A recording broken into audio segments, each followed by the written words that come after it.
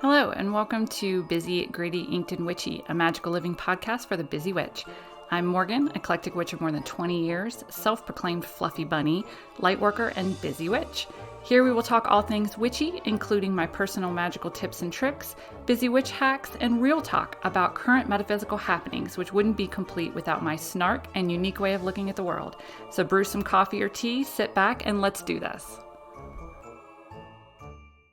Hey everyone, welcome to episode 87 of Busy, Gritty, Inked, and Witchy, and today I am going over Dream Magick 101.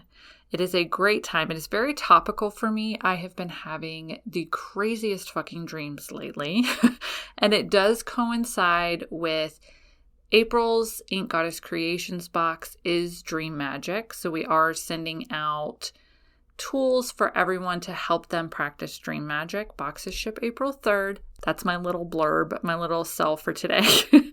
But that's why Dream Magick is on my mind right now a lot. And so it makes it very easy working with so much Dream Magick stuff, having these crazy dreams right now. I was like, you know what? Let's just talk about it on my podcast. Because I know there's a lot of you that do practice Dream Magick or that want a refresher, maybe some tips. And then there's some of you that have never practiced it. So let's jump right in. Today, I'm going to be going over like an overview of Dream Magick, as well as the different types of Dream Magick and some helpers. And again, this is the Dream Magick 101 podcast episode, so I'm not going to really dive into a lot of stuff. Like I have personally my own method of dream interpretation. That is for another podcast episode. Okay, so this is going to be like your basic, but I will give you some herbs, gemstones, things like that at the end that can help you with Dream Magick. Okay? All right, so what is Dream Magick? Dream Magick is a little difficult to define, and I found that out when I was making items for this month's box. So basically, Dream Magick encompasses practices made while sleeping or unconscious that can be used for magical intentions. Okay, so what I have found through my research is that the different types of Dream Magick include lucid dreaming, which I will go into, astral travel, which I will briefly go into, dream recall and interpretation, which I will briefly go into, and then prophetic dreams, which I will also briefly cover today. So those are all the ones that I'm covering today in a Dream Magick 101 beginner's guide to Dream Magick type setting. So those are the different types. And basically with lucid dreaming, astral travel, dream recall, and interpretation and prophetic dreams, they happen while you're sleeping, but then you can use them for magical reasons, or you can pick them apart and decode them for magical reasons. So lucid dreaming is one of the biggest ones that I think a lot of people and a lot of witches try to do. And what lucid dreaming is it occurs when you become lucid or conscious during a dream, and at that moment you have the possibility or the ability, if you have worked on it, to control your actions, events, or outcomes within the dream. Lucid dreaming takes practice. It takes practice to not only wake up in a dream, like become conscious in a dream, but not wake your body up. And then it takes practice to be able to control the dream and have fun with it. And the practice occurs during your waking hours. That's where we're kind of blurring the lines between reality and fantasy in a way with lucid dreaming. You are breaking that barrier between conscious and unconscious. And it can be really fun. I have successfully lucid dreamed many times in my life, and it is super fun. If you do not practice it on a regular basis, though, it's like riding a bike. Like you do lose it, you become rusty, it doesn't happen as much. And then the more that you practice it during your waking hours, the better you get at it when it happens, but the more frequently it does happen. So it takes lots of practice.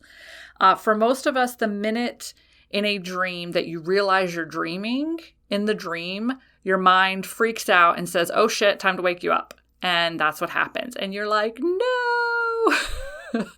It is so heartbreaking when that happens. But yes, in order to perform lucid dreaming, you have to practice it when you're awake. And again, this is just going to be a basic overview, but the easiest way or the best way to lucid dream is you have to define what they call a lucid dream trigger, which is something that you train your brain during the day to recognize when you're dreaming. So when that thing happens in your dream, you know, I'm dreaming. And like your brain kicks in and says, I'm dreaming. And there's all kinds of different practices. If you Google it, there's like a hand one, a mirror one. There's all kinds of different triggers that you can define. I'm going to share with you my personal trigger, and that is a cell phone. This was not something that I consciously chose as my lucid dreaming trigger. But what would end up happening in dreams is I would go to make a phone call and my cell phone wouldn't work, or I couldn't dial, or I would forget the number for like 911. That actually happened in a dream. I was literally asking the other people in my dream, what's the number for 911? Because it was a dream. Or you can't text, or the text is in a different language. But I was realizing when I was dreaming that I would have these malfunctions with a cell phone or a regular phone, like the phone would be dead if I would pick it up to call something. And my brain kicked in one day and was like, the phone's not working. This must be a dream. And I became conscious in the dream. And then, of course, my mind freaked out and was like, oh shit, she realized she was dreaming, and it ripped me out of the dream and woke me up. And that's when I realized, that's my dream trigger. That's pretty freaking cool. I'm just going to continue to use that and build on it because it was already there in the dream. Okay. So a cell phone is my dream trigger. And what is absolutely crazy for me is I have had 2 dreams in just the last week where I knew I was dreaming. I went to make a phone call or receive a phone call or something. My phone would not work. And in the dream, I said out loud, my phone doesn't work. What is this, a dream or something? 2 different dreams, 2 different nights where this happened. And it was in both dreams. The minute that I said that in the dream, it was kind of like that scene in Inception, the movie, where the person realizes that they're dreaming and their whole dream turns on them. Their subconscious turns on them. So like all the people in the dream turn to look at her. And that's essentially what happens in a lucid dream. When the minute that you realize you're dreaming, it is very much like that scene in the movie Inception. And things just start to go weird or glitch. And then that's your brain trying to wake you up. So that's what has happened to me twice in the last week.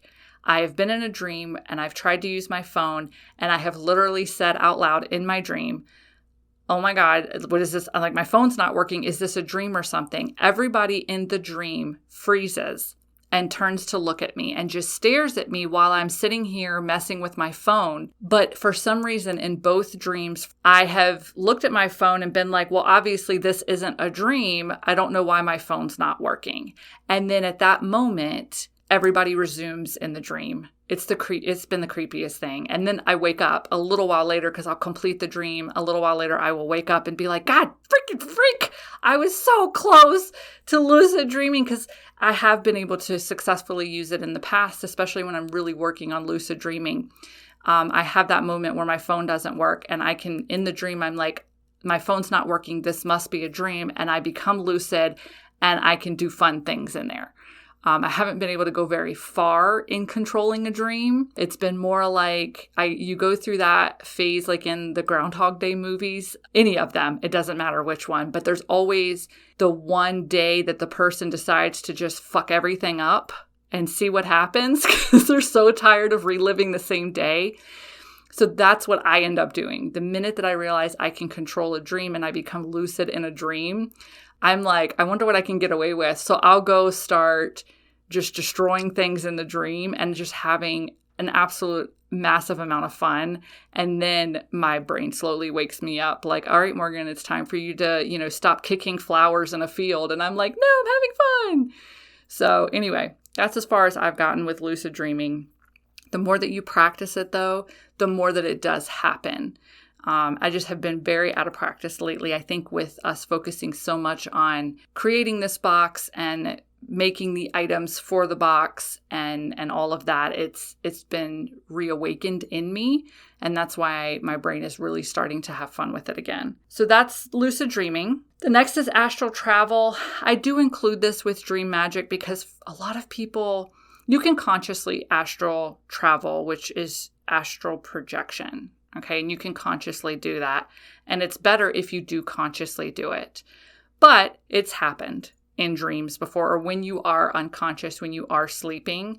It's happened to a lot of people where their mind, their consciousness kind of detaches and goes and has fun and visits friends and, all kinds of other stuff. So I do include astral travel as part of Dream Magick. I don't have a lot of tips as far as astral travel. There are some herbs and ointments and things like that. Of course, the astral travel ointment from back in the day, the flying ointment, was actually poisonous for witches. And so what it would have poisons in it. It would have herbs in it that were poisonous. So when they would put it onto their skin, and I won't go any more graphic than that on my podcast, but just put it this way. Witches ride brooms. There's flying ointment that would be applied to the broom and then would be absorbed into the body in certain places. Anyway, that's all I'm going to say.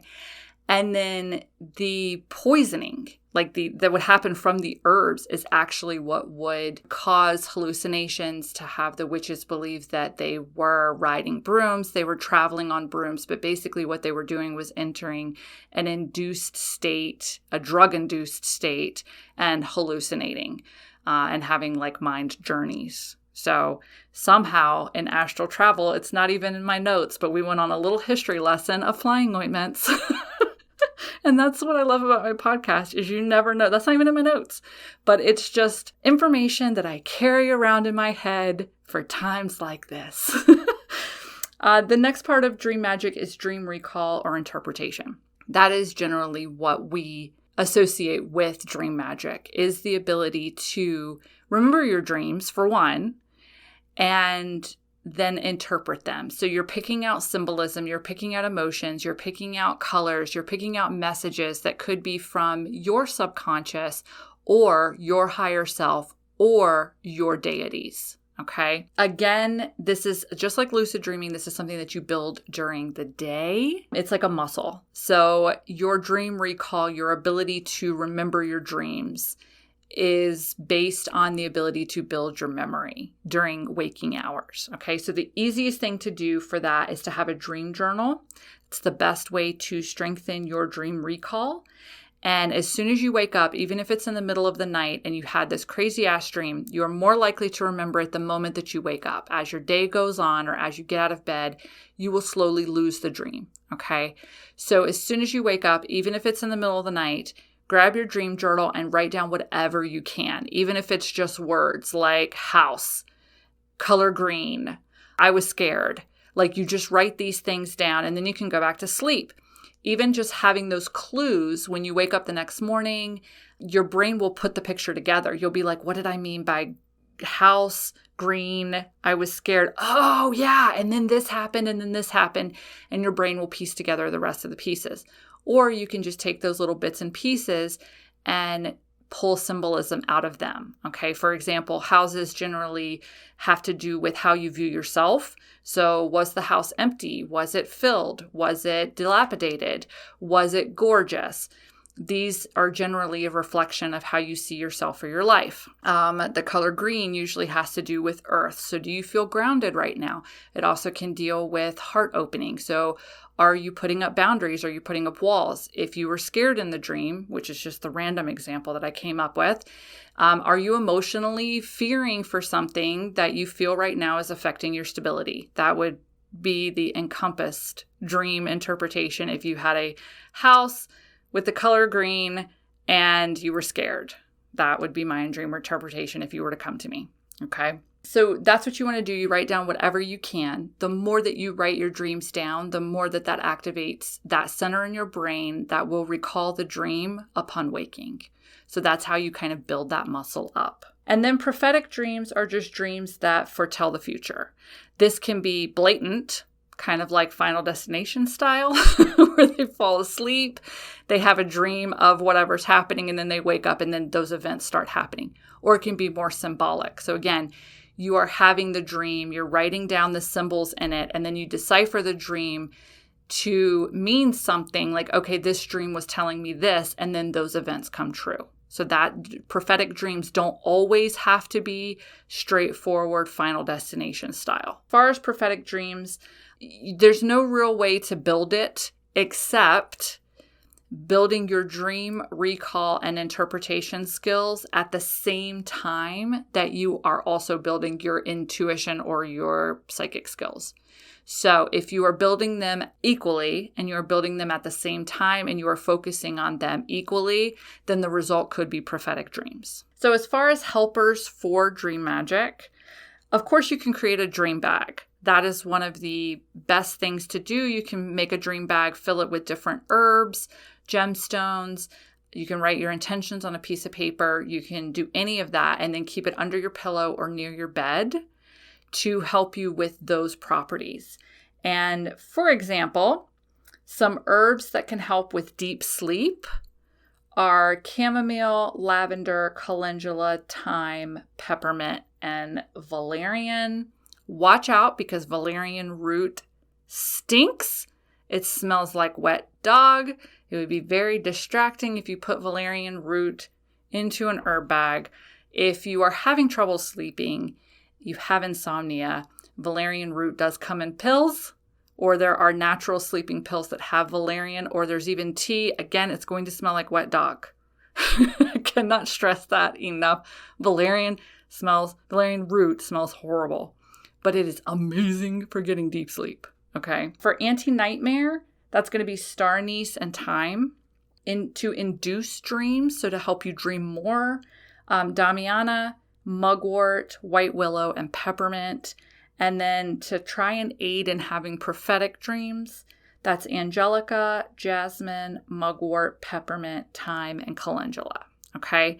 Gemstones that can help, that are some of the best gemstones that I have personally used for Dream Magick, include amethyst, which is an anti-nightmare gemstone. It's good for prophetic dreams and to help you get deep sleep.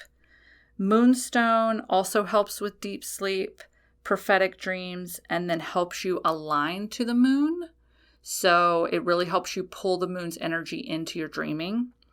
Unakite removes blockages and adds clarity if you're having dreams, but you just can't figure out what the fuck they mean. Lepidolite is good for getting restful sleep and helping with prophetic dreams. And then lazulite is a new one to me, but man, is it fucking amazing for Dream Magick because it helps with astral travel, lucid dreaming, remembering your dreams, and receiving messages from your divine energy source or your higher self. Lazulite is freaking amazing. Do not confuse it with lazurite, and a lot of gemstone places are selling lazulite at lazurite prices and telling you that it's lazurite. Lazurite, which is Lazurite, is absolutely bright blue. It is the bright blue component of lapis lazuli, and it's expensive as fuck, okay? Lazulite looks a little bit like a natural form of blue goldstone. So it's gray to blue and has little flecks in it that kind of look like the night sky. That's lazulite. It's not rare, and it's marked as lazurite and priced as lazurite by many gem people. So be very careful of that. So that's what I have for you all today. I was thinking that this was going to be a pretty quick podcast episode today. It wasn't too bad. Just to plug again, yes, April's box is all about Dream Magick. So you have until March 28th to start a subscription for the Ink Goddess Creations box. They are $35, which includes free shipping in the US. and the Dream Magick box will ship on April 3rd. A lot of this information today came from a Dream Magick workshop that I did in my Ink Spirit Coven last year, I think. Maybe year before last. Anyway, it doesn't matter because if you join our Ink Spirit Coven, you get access to all of our lesson archives, including the Dream Magick class with the replay video, the Book of Shadow pages, all of it. So you can deep dive even more into Dream Magick. Plus, we're doing grounding this month. So this upcoming weekend on the 19th, I am leading members in a grounding guided meditation during our workshop. And then for the month of April, we are diving into fairy magic. So that's going to be super fun. So if you are interested in joining Ink Spirit, you can head to inkedspirit.com and learn more there. If you're interested in the box, you can head to inkedgoddesscreations.com and order your Dream Magick box there. I want to thank you all for listening. I hope this episode was super helpful, maybe even re-inspired you to start practicing Dream Magick again, because it can be super fun. It can help you work out problems. It can help you live a fantasy life when you go to sleep at night. Dream Magick is just a really fun thing to do and to experience. So I do highly recommend it. But thank you all for listening, and I will see you all again next week. Bye.